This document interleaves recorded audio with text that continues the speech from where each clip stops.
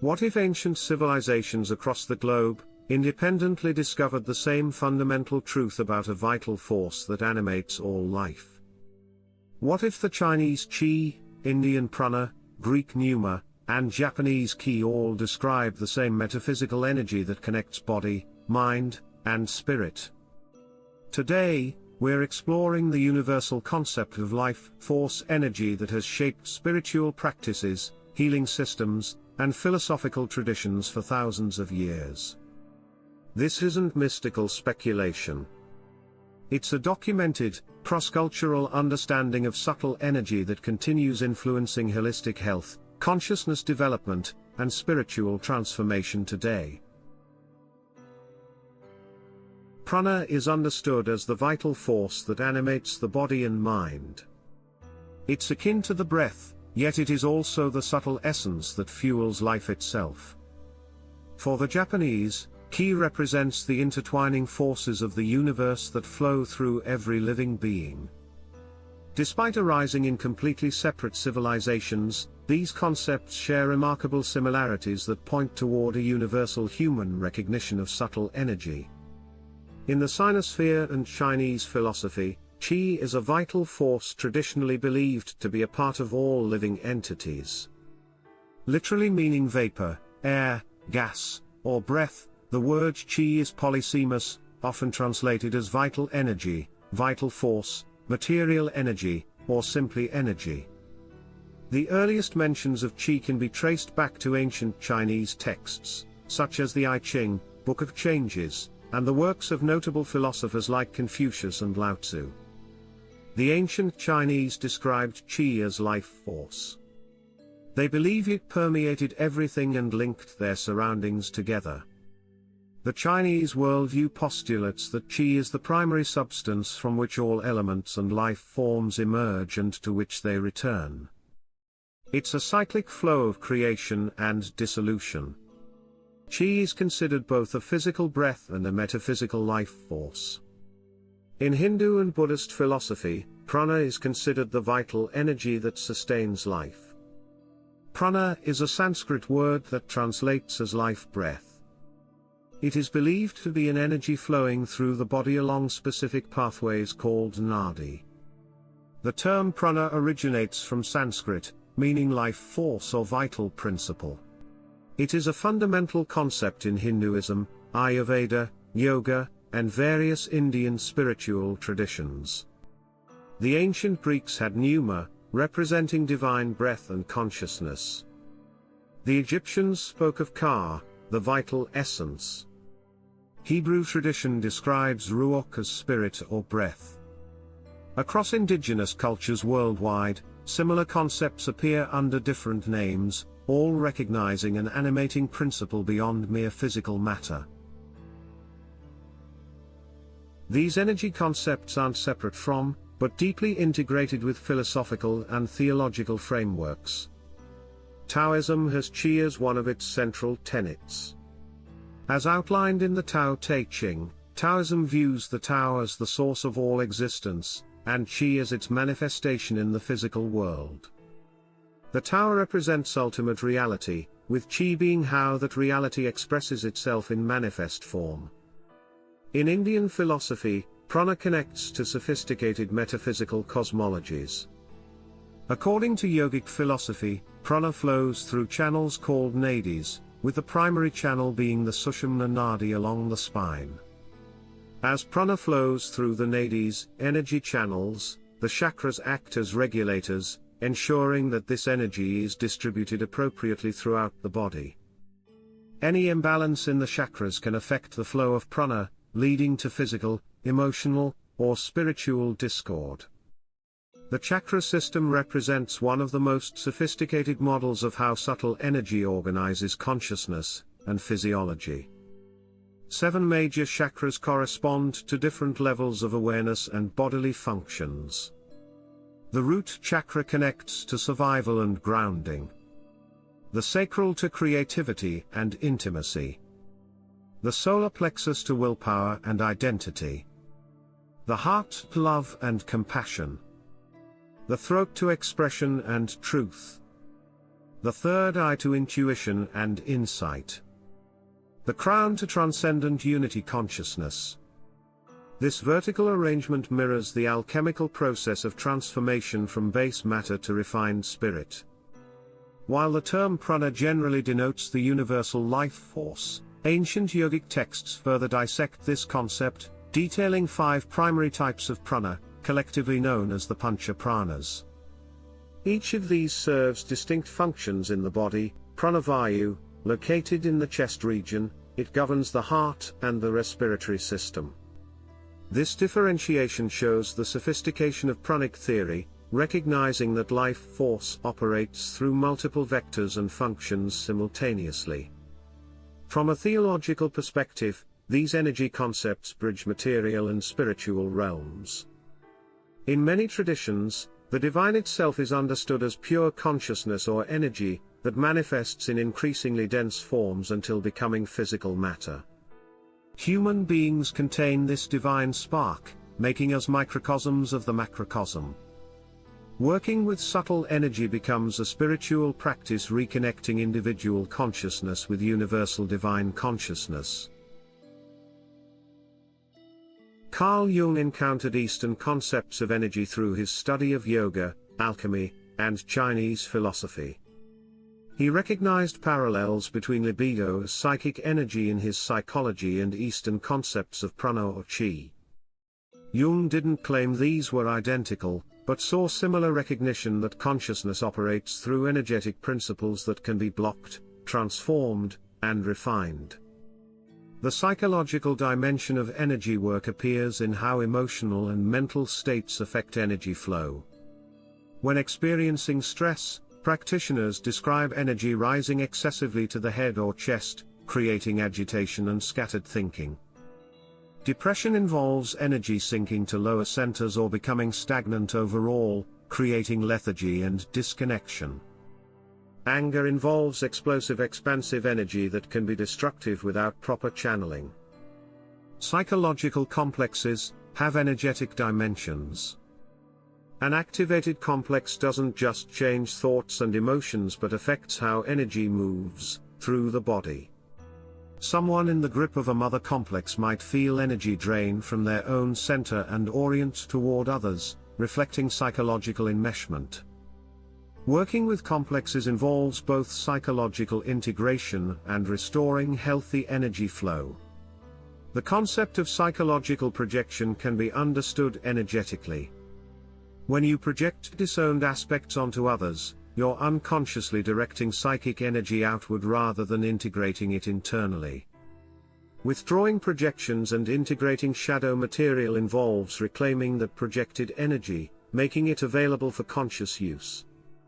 This adds energetic dimension to purely psychological descriptions. Mindfulness and meditation practices work partly through regulating subtle energy. Focused attention on breath naturally influences pranic flow. Bringing awareness to different body areas affects local energy density and quality.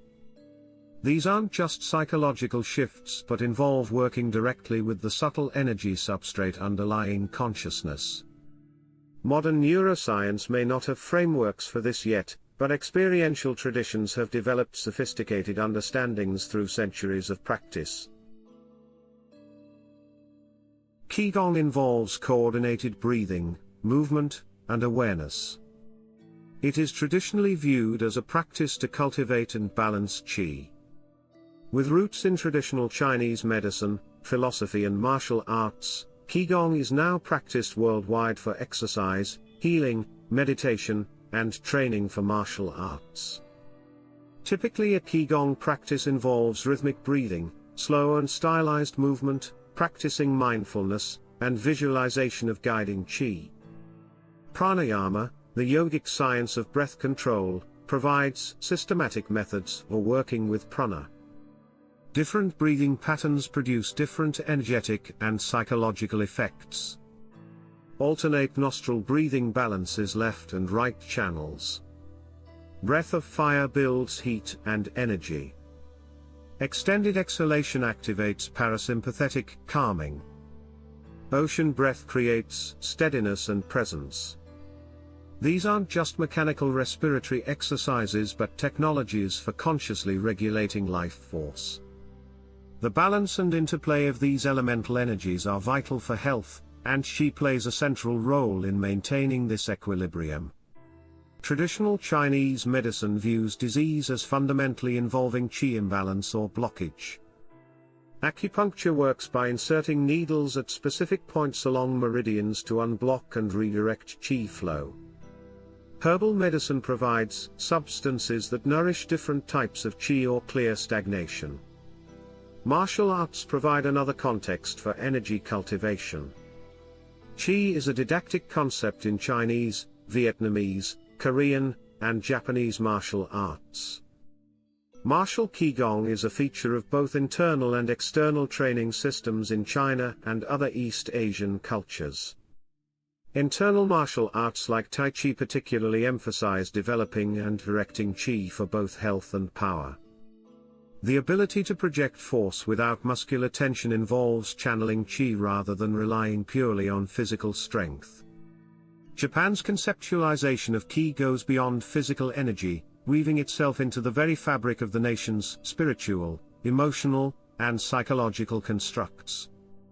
Through various disciplines and practices, the Japanese have cultivated an understanding of Qi that encapsulates the harmony of mind, body, and spirit. Qi as harmonizing energy. In many Japanese disciplines, Qi is viewed not as a force to be dominated, but as an energy to be harmonized with. Energy healing practices work directly with subtle energy fields. Reiki, developed in Japan in the early 20th century, involves channeling universal life force through the practitioner's hands to the recipient. Reiki practitioners report sensing energy as warmth, tingling, or flowing sensations. Recipients often experience deep relaxation, emotional release, or shifts in pain patterns. Therapeutic touch and healing touch, developed by nurses, involve sensing and modulating the human energy field without necessarily touching the physical body. Practitioners assess the field for areas of congestion, depletion, or imbalance and use specific techniques to restore harmonious flow. While controversial in conventional medical settings, numerous studies have documented effects on pain, discomfort, and wound healing. Pranic healing, developed by Master Choa Kok Sui, uses detailed protocols for cleansing and energizing different parts of the energy body to affect physical and psychological conditions. The system includes color prana, recognizing that different colors or frequencies of subtle energy have distinct effects. This parallels how different wavelengths of electromagnetic radiation have different properties, but operates at subtler levels. These healing modalities raise interesting questions about the relationship between practitioner intention, recipient receptivity, and energy transfer. Does the healer's consciousness directly affect the recipient's energy field? Does the recipient's openness and expectation influence outcomes? Research suggests both factors matter, pointing toward interactive field effects rather than simple mechanistic energy transfer. Spiritual alchemy, which is central to your channel's focus, fundamentally involves energy transformation. The alchemical principle of solve et coagula, meaning to dissolve and coagulate, describes an energetic process. Dense, blocked, or impure energy must first be dissolved or broken down. Then it can be purified and reconstituted in refined form. This applies both to physical substances in laboratory alchemy, and to consciousness in spiritual alchemy. The famous alchemical image of the Ouroboros, the serpent consuming its tail, directly parallels Kundalini energy in yoga. Both represent the circular flow of transformative energy through consciousness. The alchemical process of moving through nigredo, meaning the blackening, albedo, the whitening, citrinitas, meaning yellowing, and rubedo, the reddening, correlates with chakra activations and pranic transformations described in tantric traditions. Alchemists spoke of extracting and refining the quintessential, or fifth essence beyond the four elements. This quintessence corresponds to subtle energy or consciousness itself that pervades but transcends physical matter. The Philosopher's Stone in alchemy represents fully purified and integrated consciousness energy that can transmute base consciousness into enlightened awareness. Western esoteric traditions incorporated these energy concepts. The Hermetic principle as above, so below suggests that patterns at the energetic conscious level manifest in physical form. Franz Mesmer's animal magnetism represented an early Western attempt to work with subtle energy, though it was dismissed by scientific materialism. Wilhelm Reich's organ energy represented another attempt to scientifically study life force, ending tragically when he was imprisoned and his work burned. Believers in Qi describe it as a vital force, with one's good health requiring its flow to be unimpeded. Originally pre-scientific, today is a pseudo-scientific concept, i.e. not corresponding to the concept of energy as used in the physical sciences. The concept represents the mainstream scientific view, which considers Qi, prana, and similar concepts as subjective experiences rather than measurable physical phenomena. Modern science has difficulty with subtle energy concepts because they don't fit within materialist frameworks. Energy in physics has specific definition involving capacity to do mechanical work. Qi or prana doesn't conform to this definition and can't be detected by instruments designed to measure electromagnetic radiation, heat, or kinetic energy. This doesn't necessarily mean subtle energy doesn't exist, but it operates at levels current scientific instruments and theories don't address. Some researchers have attempted to bridge this gap. Studies on meditation practitioners show measurable changes in brain activity, immune function, and stress hormones that correlate with subjective reports of energy shifts.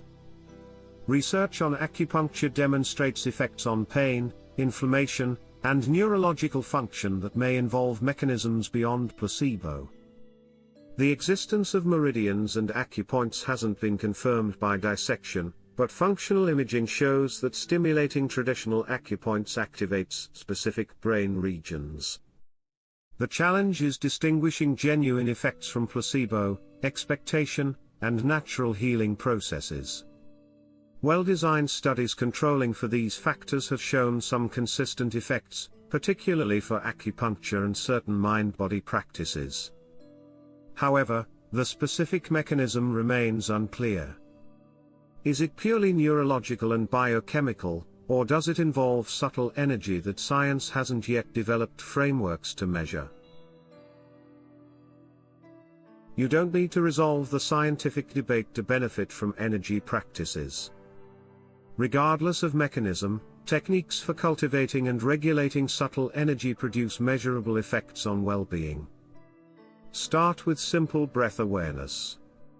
Notice how different breathing patterns affect your state. Quick shallow breathing creates agitation. Slow deep breathing creates calm. This immediate feedback demonstrates energy-breath connection you can work with.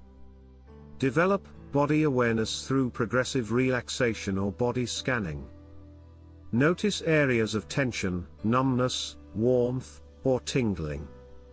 These sensations often correspond to energy flow or blockage according to traditional systems. Simply bringing attention to different body areas can shift local sensations, suggesting that consciousness and energy are intimately connected. Experiment with basic Qigong or Tai Chi practices. These don't require believing in Qi to benefit from them. The slow mindful movements combined with breath coordination produce relaxation, improved balance, and mental clarity whether or not you conceptualize this in terms of energy cultivation. If you do develop sensitivity to subtle energy, the practices provide structured ways to work with it. Consider energy healing modalities if they interest you. Receiving Reiki or another energy treatment provides direct experience to evaluate for yourself. Many people report profound relaxation, emotional release, or shifts in chronic symptoms. Others notice little effect. Your direct experience matters more than theoretical debates. If something helps you feel better and function more effectively, it has pragmatic value regardless of mechanism. Integrate energy awareness into psychological and spiritual work. Notice how emotional states correlate with bodily sensations and energy patterns. Anxiety might feel like energy stuck in chest or head. Depression like energy drained from core. Anger like explosive heat. These aren't just metaphors but descriptions of felt experience. Working with the energetic dimension can complement psychological approaches, providing additional entry point for transformation. The concept of life force energy appears across civilizations under various names including chi, prana, ki, pneuma, and countless others. Prana is understood as the vital force that animates the body and mind. It's akin to the breath, yet it is also the subtle essence that fuels life itself. This universal recognition suggests humans have consistently perceived a subtle animating principle beyond physical matter alone. These concepts integrate philosophical frameworks about reality's nature, theological understanding of divine presence in creation, psychological insights into consciousness and emotion, and practical technologies for health and transformation. The traditions recognize that working with subtle energy provides pathways for personal and spiritual development that purely material or purely mental approaches miss. Modern science hasn't validated these concepts in ways materialist frameworks demand, but the practices continue producing measurable benefits that justify continued interest and application. Perhaps science will eventually develop frameworks adequate to subtle energy, or perhaps these phenomena operate at levels beyond scientific methodology's scope.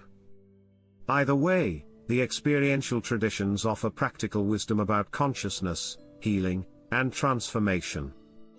What differentiates living from non-living? Both have physical structures governed by chemical and physical laws. The difference involves an animating presence, a vital force that traditional cultures recognized and worked with systematically. Whether this represents yet undiscovered physical processes or genuinely subtle dimensions beyond current scientific frameworks remains open. Your direct experience through practice matters more than theoretical resolution. Understanding metaphysical energy concepts enriches appreciation for how consciousness, body, and spirit interconnect. It provides frameworks and practices for working holistically with your entire being rather than fragmenting yourself into separate components. The traditions offer time-tested wisdom about cultivation, transformation, and integration that remain valuable regardless of underlying mechanisms. If exploring how metaphysical energy concepts that bridge philosophy, theology, psychology, and spiritual practice has expanded your understanding of holistic transformation, show your appreciation by hitting that like button and subscribing.